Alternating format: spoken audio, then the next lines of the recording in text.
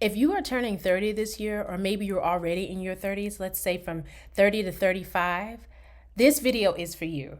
Here is a list of all the things I am so glad that I knew and I did at 30, because they have prepared my 40s to not be as rough as they could have been without doing these things. So if this seems interesting to you, go ahead and like and subscribe to this channel, and I'll give you a second to do that, and then I'll introduce myself. Okay, wonderful. Thank you so much for that. My name is Lynette Renee Doby, and I'm an Amazon bestselling ghostwriter, entrepreneur, and just overall lover of words. But another thing I'm passionate about is entrepreneurship and wellness, because both of those are intertwined. You've got to be well in order to take care and manage a business. So from time to time, I will do some wellness videos. And if you like this video, let me know in the comments, because that encourages me to do even more. So without further ado, let's get into the top things. And I'm so glad that I knew when I was 30, because they have helped me so much now in my 40s. Number one was prioritizing an exercise regimen. That has been, such a godsend. When I was in my 20s, I'd say 25, I had a doctor tell me, because he saw something metabolically, which I'll touch on later. He said, in order to stay fit, healthy, and in shape, you're going to have to work out, if not every day, at least 5 times a week. I was like, wow. I didn't ask him what he saw to make him say that. I just knew he was a doctor and I was going to do it, okay?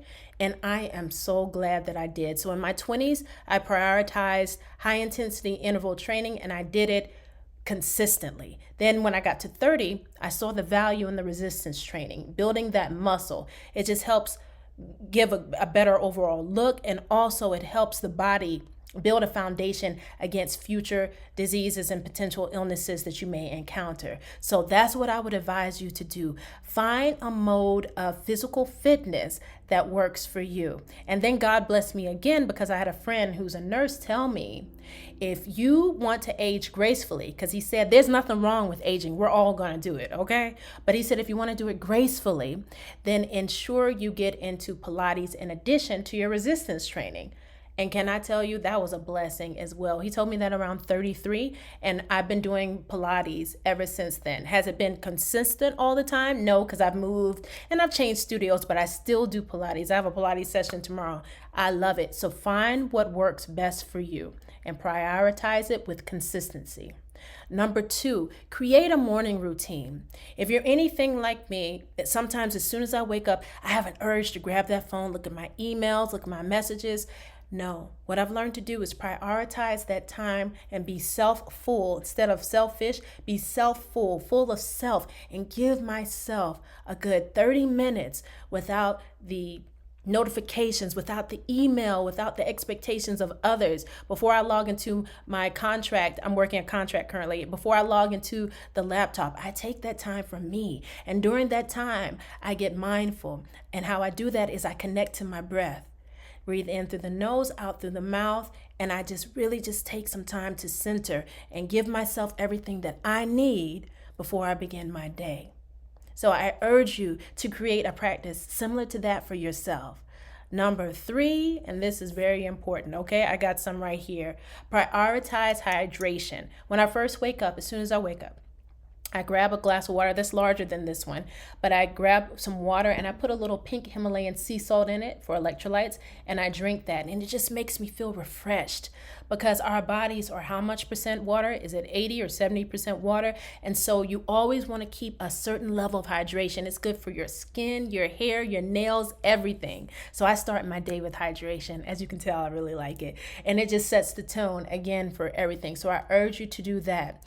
Now, I'm not going to be on here to preach to you, but I would say prioritize how much water you get and begin to kind of slow down on the drinking of alcohol, just because it reverses the effects of water. It cancels it out because it dehydrates, whereas water hydrates. So I'm so glad that I reduced the alcohol intake that I have. I stopped drinking when I was in my 20s, but every once in a while I will have a glass of Prosecco or champagne. So just kind of slow down with the alcohol. So that's just my advice. It kind of goes hand in hand with that hydration. But definitely make sure, if you can, have at least 2 liters of water. And I like to, of course, have filtered water. So, make sure you have a really good water filtration system. It just helps out. Okay. And I should have said this disclaimer at the beginning. I want to say this disclaimer. I'm not a medical professional. I'm just sharing some things that work for me. In all things that I discuss as we chat with each other in this video, well, I chat to you and you listen. Consult your physician, because I do not want you to be like, well, this lady, Lynette Renee Doby, she told me to do X, Y, and Z. No. This is just advice. So for sure, consult the knowledge of a professional. Okay, wonderful. So let's get back into this list. I'm just going to look at my notes really quickly. All right, next is prioritize overall healthy eating habits. Now, this one is hard for me because I have, what I later found out was what the doctor saw in that chart was I have insulin resistance. And so though back then I'm sure I wasn't pre-diabetic, but I guess he could see how high my glucose levels were, the fasting glucose levels, meaning I hadn't eaten for the day before he took labs. And so he got to see where my glucose kind of stays at. So I guess he noticed I would have the propensity to be insulin resistant, which I later found out around 35 that I am.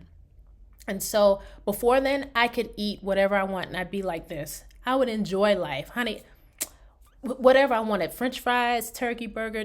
When I found about the insulin resistance, that all stopped. And I began to eat the foods that liked me. And I began to like those foods as well. So I eat lentils. A lot of my diet, not to go into everything that I eat, but a lot of it is plant-based. I'd say I do about 50-50 now because due to the insulin resistance, I need a lot more protein than I did before. But that's a whole nother conversation. And if you'd like for me to do a video specifically about that, because I sometimes feel like being insulin resistant, I'm on an island by myself, but a lot of Americans are insulin resistant and they just don't know it yet. So if you want to hear more about that, then definitely put a note in the comments and maybe I'll do a separate video. But getting back to my food choices, I make them healthy. Like I try not to have a lot of fried foods, but sometimes those Kroger chicken fingers, they call me, and I like to make a huge salad with pumpkin seeds, avocado, kale, cabbage, carrots, and then I'll boil some eggs. I just do a lot in that salad, but I try to limit the fried foods that I have. So take note to what makes you feel good after you eat it and what makes you feel bad, and stay away from those foods. Trust me, because your body's trying to communicate and tell you, hey, this isn't a good look for us, even though it tastes good. I know it does, but your body's trying to tell you this is not a good look, sweetheart. So take that into consideration when you're choosing which meals that you're going to ingest and enjoy. Next, prioritize your peace. Let's take a breath on that one. Let's say it again. Prioritize your peace. I know if you are on TikTok, Instagram, or any of the major social media platforms, a lot of people are talking about cortisol face and the effects of high cortisol on the body. A lot of individuals are kind of battling with, high stress, because why not? I mean, there's a barrage of things going on at any given time. But thankfully, I had my cortisol level checked and it's totally normal, and it's because I prioritize peace. And what that looks like for me, and it's going to look different from you, is that if I'm in communication with someone and talking like them feels like I've had to run for 10 miles, no, we have to exit stage left. I have to send them on their way and bless them. No, my peace is paramount. That includes family. That includes friendships, relationships, work relationships. I blocked companies before. No, I prioritize my peace because that's where I am the most healthiest. So some of you may be thinking, gosh, I wish I could do that, but the stressor is someone very close to me or someone very dear to me. I understand that, but still, until you get that lesson, then you will stay with that elevated cortisol, which will affect every single aspect of your life. You got to face it and create a solution that works best for predominantly yourself and also makes it so other people can be around you as well, because boundaries only offend those who were overstepping them to begin with. Okay, so put those boundaries in place and prioritize your peace. And lastly, honorable mention, even if you're someone who is in the public eye, you may be an influencer or something like that, you still can be very engaged with your community, but also prioritize your peace by upholding the boundaries that work best for you. Oh, I hope this is blessed for someone. I really felt like it just did. But yeah, okay, wonderful. I'm just going to look at my notes and go to the next one. Oh, next, prioritize your sleep. Now, for my younger girls, I know y'all be out there, y'all be out in the streets. Me, I'm in the bed by 10:30, and I love it. But you're still young, you're still vibrant, enjoy yourself. I'm young too, but I'm a different type. I'm a different type of young honey. But enjoy yourself, but prioritize that sleep piece.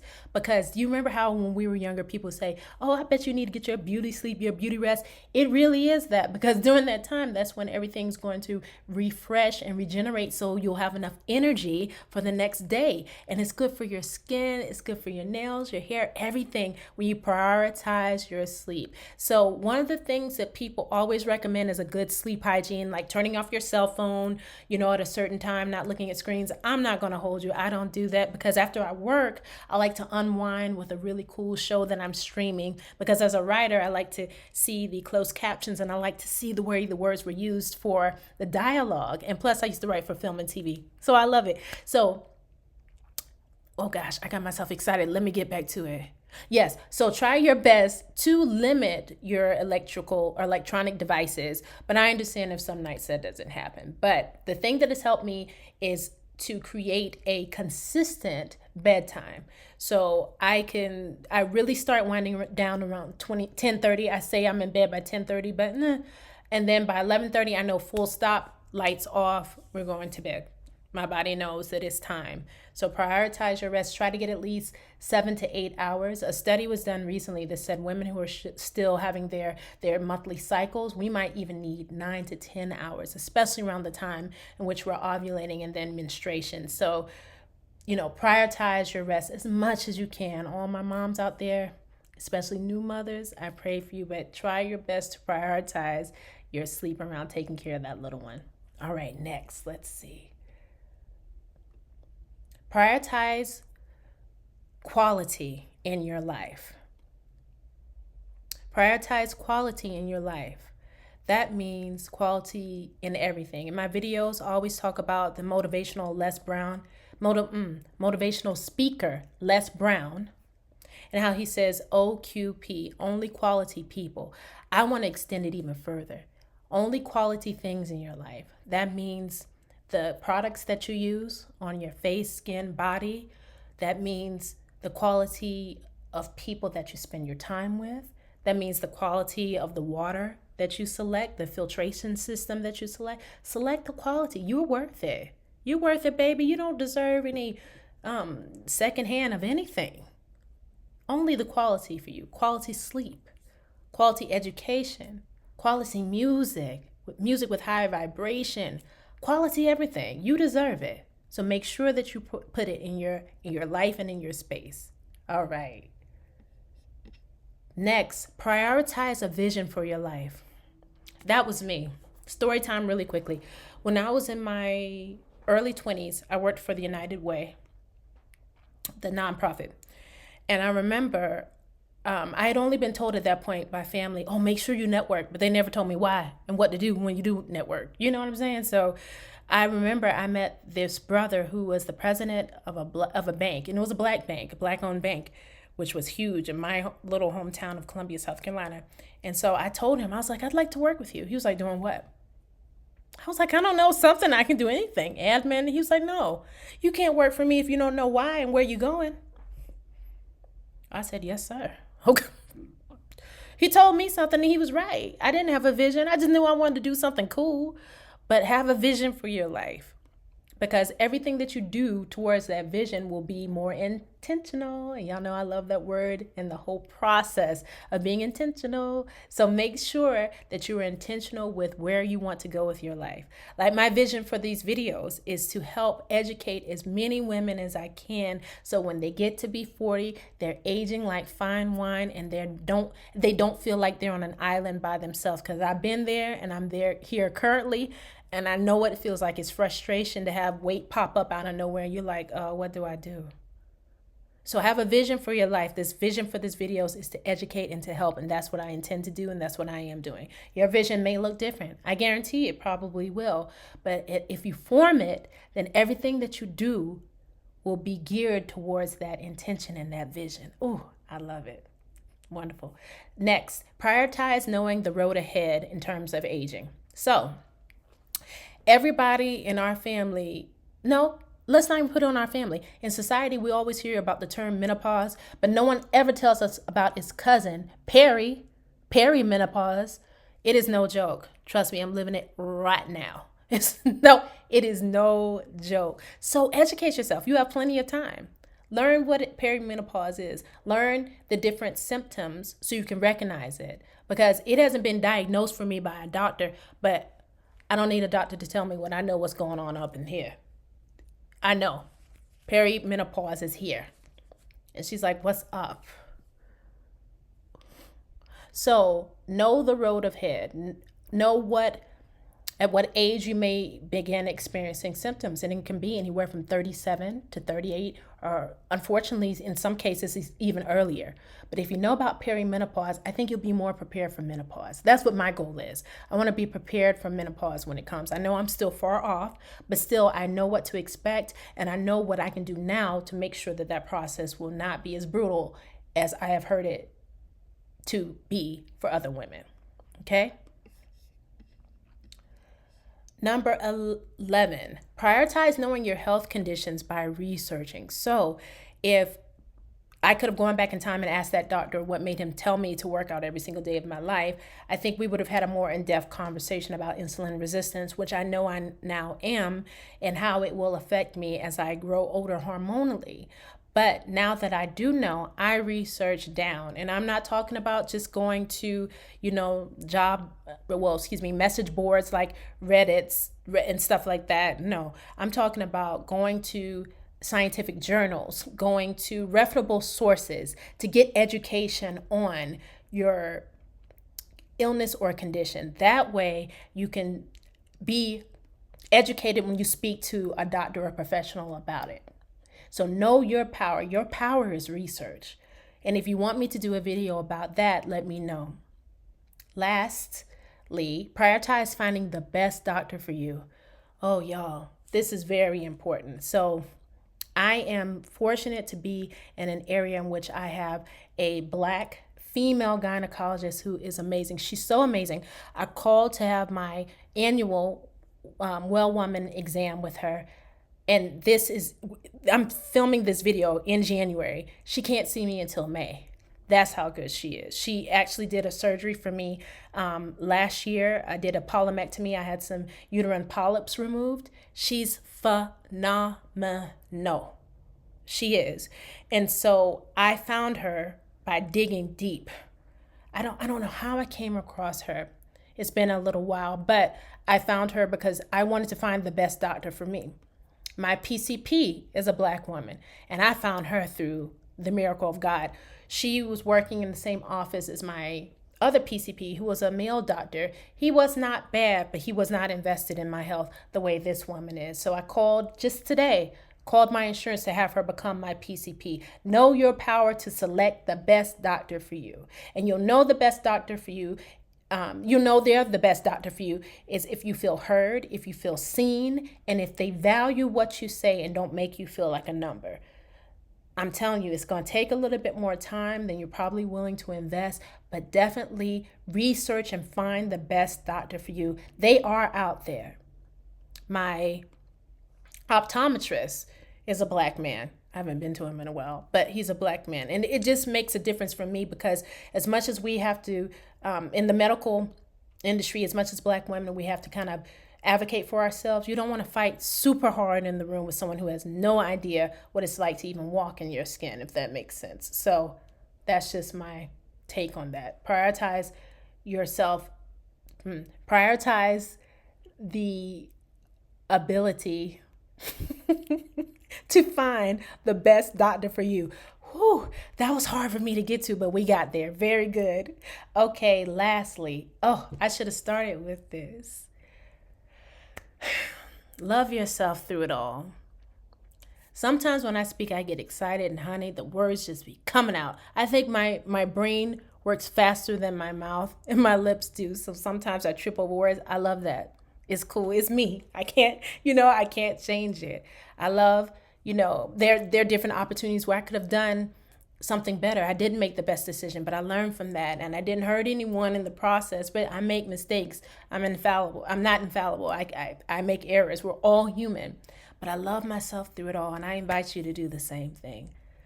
Iyanla Van Zant said recently in a viral clip, "Stop walking around like something's wrong with you. People don't know the things that you've been through. Only you know, and you carry it with you in the room." That's a paraphrase, of course, because she's so eloquent. I don't know exactly how she said it, but it was amazing. But the point of it is, love yourself through it all. We all fall short. We all make mistakes.